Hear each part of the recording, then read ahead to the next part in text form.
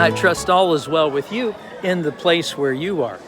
The place where I am is the Acropolis. It's that big rock that rises from the center of Athens. It's probably the most famous visitor spot in the country. And today I've come here along with 500,000 of my closest friends in order to appreciate the ruins on top. Of those ruins, none is more famous than the one that's straight ahead of me. Check it out.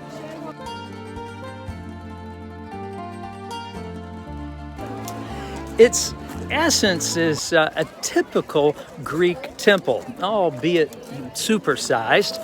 The temple itself is surrounded by a forest of marble columns. The roof tiles were marble as well.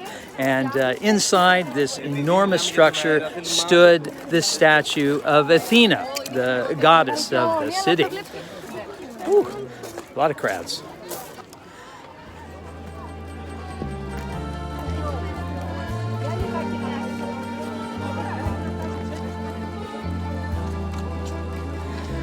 The classical story here is well known and often told. But do you know that there's a Christian chapter here as well?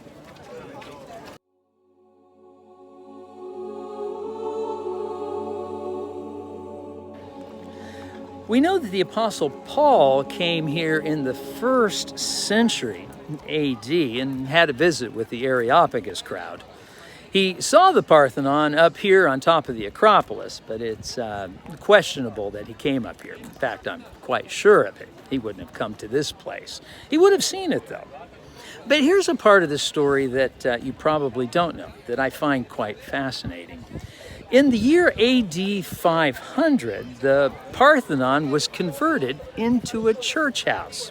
And it stood as a church house for almost 1,000 years. Between 500 and 1450, it was used as a worship site by Christians. Yeah, Byzantine Christians came here. It was a pilgrim place, and they came to this place not to worship the Virgin Athena, but rather to worship the Virgin Mary. And what's interesting is that the Christians did not deface or seemingly did not change or alter the exterior of the facade in any significant way. Apparently, they didn't have any problem with those pagan gods dancing around up there on the roofline.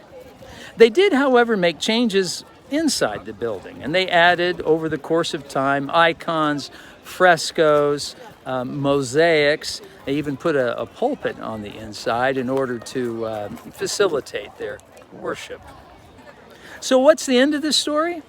Well, a building that was initially conceived as a pagan temple was converted to a Christian church and once more changed sometime in the 15th century into an Islamic mosque.